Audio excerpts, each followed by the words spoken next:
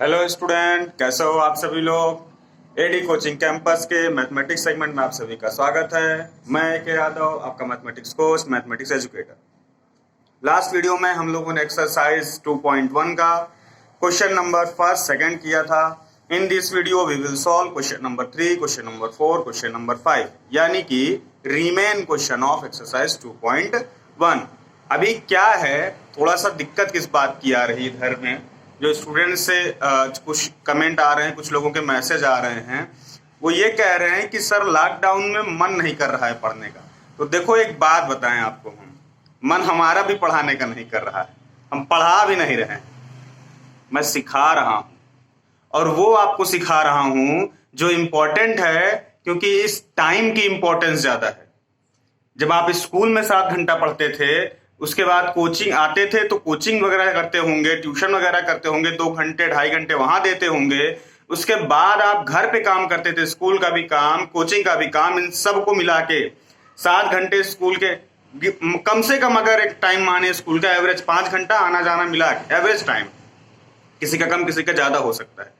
5 घंटे ये हो गए। उसके अलावा 2 घंटे आपके कोचिंग है, लगभग 7 आवर। उसके अलावा 2 घंटे आप घर पे कम से कम अपनी मर्जी से, नहीं तो पेरेंट्स के प्रेशर में, मम्मी डांटी मारती होंगी ना, नहीं तो पापा डांटते मारते होंगे, उस प्रेशर में कर लेते हो। तो टोटल जो 9 घंटे की आपकी खपत है 24 घंटे में से, वो पढ़ाई के नाम पे हो जाती थी। अभी इस समय जब आपके स्कूल कोचिंग्स बंद हैं, उस समय अगर आप ये ऐसी वीडियो जैसे हम आपको प्रोवाइड कर रहे हैं और उसके अलावा खुद से थोड़ा सा टाइम देके टोटल 2 घंटे भी समय नहीं दे पा रहे हो, तो समझ लो कि आपके अंदर जो मोटिवेशन होना चाहिए अपने काम को लेकर, उसकी बहुत ज्यादा कमी है। इंपॉर्टेंस इस बात की है कि इसकी इंपॉर्टेंस को समझो, इस समय की इंपॉर्टेंस को समझो। इस 2 घंटे में बहुत कुछ उखाड़ लोगे, समझ रहे हो।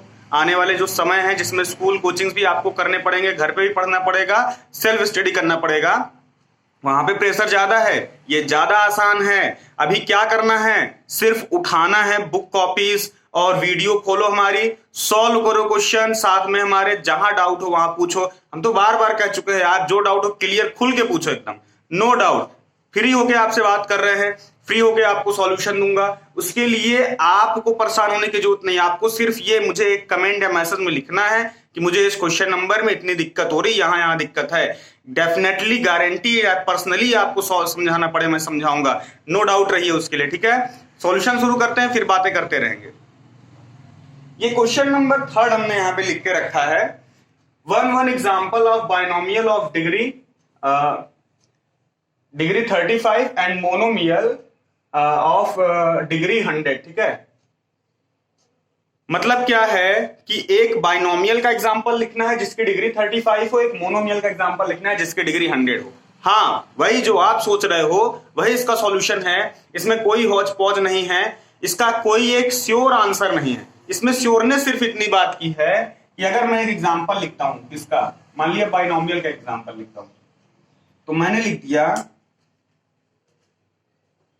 x to the power 35 plus 9, तो ये इसका आंसर हो गया, ठीक है। यहां पे आप दूसरा लिख सकते हो y to the power 35 plus 7, कुछ भी, बस इसमें कॉमन क्या चीज होनी चाहिए, पावर 35 होनी चाहिए। जो वेरिएबल यूज करो उसकी पावर 35 होनी चाहिए, ठीक है। समझ में आ गया। ये हो गया बाइनोमियल का। दूसरा क्या है, मोनोमियल हमको लिखना है। अच्छा, एक बात ध्यान देना, देखो टर्म की भी बात कर रहा है, डिग्री की भी बात कर रहा है, ठीक है। टर्म की भी बात कर रहा है, डिग्री की भी बात कर रहा है, इसीलिए फिक्स है हमारा। क्या है, ऐसा नहीं है कि मतलब हम इसका ऐसा एग्जांपल नहीं लिख सकते। ध्यान से समझना, x to the power 35 plus y plus z plus 9, ऐसा एग्जांपल ले सकते हैं। क्यों? क्योंकि यहां पे बाइनोमियल वर्ड यूज किया है, मतलब जिसके 2 टर्म हो और डिग्री कितनी हो, 35 हो। तो डिग्री 35 तो यहां लिख दिया हमने, लेकिन टर्म 2 से ज्यादा हो गए, मतलब 4 टर्म हो गए। हम ये भी नहीं लिख सकते हैं। क्यों नहीं लिख सकते? क्योंकि 3 टर्म है।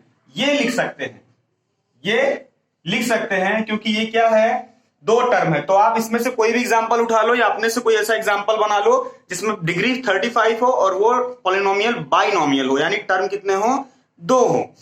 नेक्स्ट क्वेश्चन इसी में नेक्स्ट है, मोनोमियल ऑफ डिग्री 100। तो इसका एग्जांपल हमको लिखना होगा। मोनोमियल ऑफ डिग्री 100 का क्या लिख सकते हैं, एक सिंपल वर्ड हम ऐसे लिख सकते हैं, ये हमारा आंसर हो गया। या लिख सकते हैं ये भी हमारा आंसर है। कुछ भी, ठीक है, इसके लिए कोई डाउट नहीं है। देखो डिग्री 100 होनी चाहिए और सिंगल टर्म यहां होना चाहिए, ऐसे नहीं लिख सकते। एक बात को ध्यान से आपको देखना है, ऐसा नहीं लिख सकते। ऐसा किस लिए नहीं लिख सकते हैं, ये अलाउ नहीं करता है। क्यों नहीं करता है, देखिए समझिए इस बात को।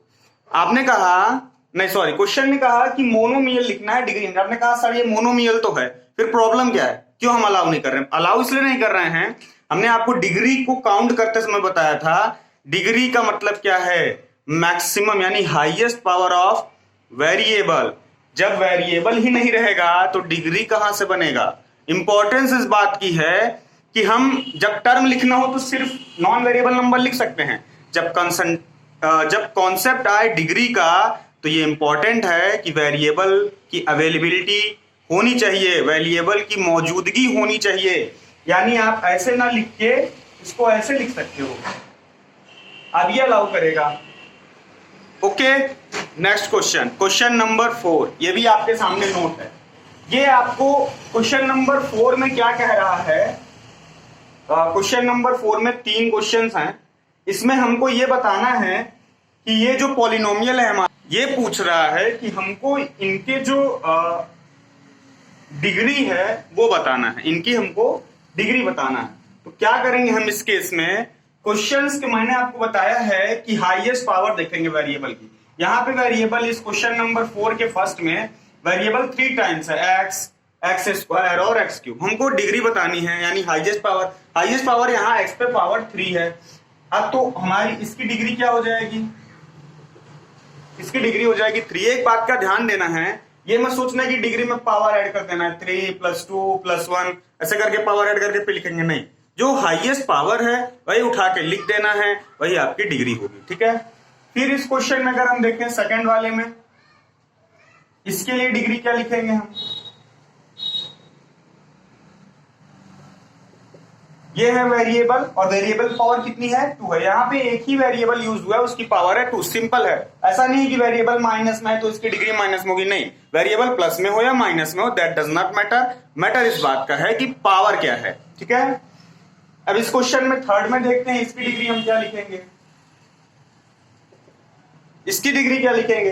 तो ये देखो मैंने बताया था कि वेरिएबल रूट में नहीं होना चाहिए, ये तो नंबर है, रूट में कोई फर्क नहीं पड़ता। वेरिएबल पे पावर कितनी है, सिंगल है, क्योंकि वेरिएबल सिंगल लिखा है तो इस पे सिंगल पावर है। सिंगल पावर को शो नहीं किया जाता है, इसलिए यहाँ पे शो नहीं किया गया है, तो इसकी डिग्री कितनी होगी, 1 होगी। अब ये लास्ट क्वेश्चन जो इसी का 4th वाला है, इसमें पूछा है 4th का 4th क्वेश्चन कि नंबर 3 की डिग्री क्या होगी। तो मैंने आपको पहले बताया था डिग्री के लिए वेरिएबल अवेलेबल होना जरूरी है, यहाँ वेरिएबल अवेलेबल नहीं है। इस केस में हम जो डिग्री बताएंगे वो बताएंगे 0।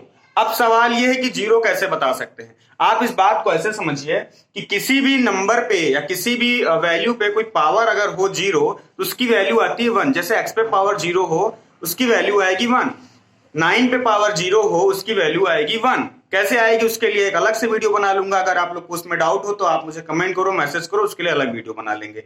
अभी इसको समझते हैं कि डिग्री 0 है, कैसे लिखेंगे। देखो सपोज करो यहां पे ऐसे लिखा हो x 3 × x⁴ 0।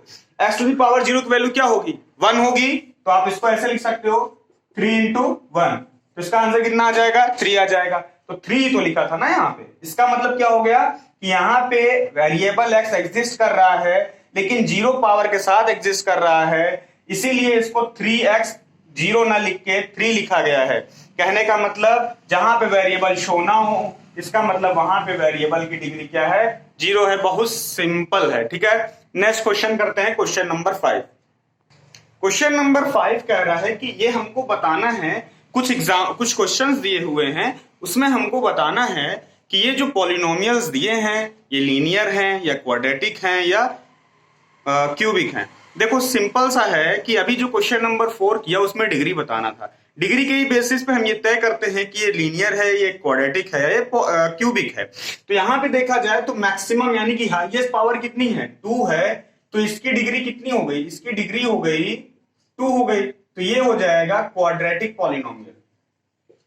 आप लोग क्वेश्चन बुक से जरूर एक बार देख लिया करिए, ठीक है, क्योंकि मैं यहाँ पे सिर्फ क्वेश्चन नोट करता हूँ, क्या करना है इसको ओरली आपको बता देता हूँ। कभी कभी आप कंफ्यूज ना हो इसलिए बुक की जरूरत पड़ती है, बुक लेके सॉल्यूशन किया करो।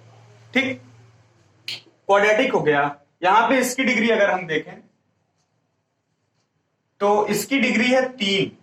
अब ये फिर से मैं बता रहा हूं, ये मत कभी सोचना यहां पे x पे पावर 3 है, यहां पे x पे पावर 1 है, 3 + 1 4 कर लेंगे, नहीं, हाईएस्ट पावर देखेंगे वो है 3, डिग्री है 3, तो ये पॉलिनोमियल हो जाएगा क्यूबी। अब लास्ट बचता है, यहां पे है t जो है सिंगल टर्म में, कोई पावर नहीं, इसका मतलब 1 पावर है, इसकी डिग्री है हमारे पास 1, इसका मतलब ये है लीनियर पॉलिनोमियल। और बाकी क्वेश्चन 5 में और भी क्वेश्चन है, उसको सॉल्व करना आपकी जिम्मेदारी है। यार क्या करोगे लॉकडाउन में, कुछ तो करो, है ना। और बेफिक्र रहो, निश्चिंत रहो, मस्त रहो, खुश रहो। बार बार इस बात को कहता हूं, हाँ लाइक शेयर सब्सक्राइब मत भूलो यार, मजा नहीं आ रहा है आप लोगों के साथ, है ना। तो इसको जरूर कंटिन्यू करिए। आप लोग वीडियो देख रहे हो लेकिन लाइक शेयर सब्सक्राइब नहीं कर रहे हो, इसको करते रहिए, कंटिन्यू रखिए। नेक्स्ट वीडियो में हम लोग मिलेंगे जीरोज ऑफ पॉलिनोमियल के साथ, यानी सेकेंड एक्सरसाइज के जो क्या बोलते हैं उसको, डेरिवेशन है, वो जीरोज ऑफ पॉलिनोमियल, पॉलिनोमियल के जीरो क्या है, कैसे फाइंड किया जाता है, इन सबके बारे में डिस्कशन करेंगे। तब तक के लिए आप अपनी तैयारी में लगे रहिए। नेक्स्ट एग्जाम भी आप लोगों के अगले जो होने वाले हैं उसमें टाइम ज्यादा नहीं मिलेगा, स्कूलों को भी खुलते ही टेस्ट वगैरह शुरू होंगे, तो तैयारी करते रहिए, समय का पूरा इस्तेमाल कर लीजिए। आने वाले समय में आपके पास टाइम और कम मिलेगा, नींद लगेगी, थकान लगेगी, खेलोगे कूदोगे, अभी तो खेल भी रहे हो, कूद भी रहे हो, तब भी सोच रहे हो क्या करें, इतना टाइम आपके पास है ना, थोड़ा सा 2 घंटे निकालो, मस्त रहो, खुश रहो। तब तक के लिए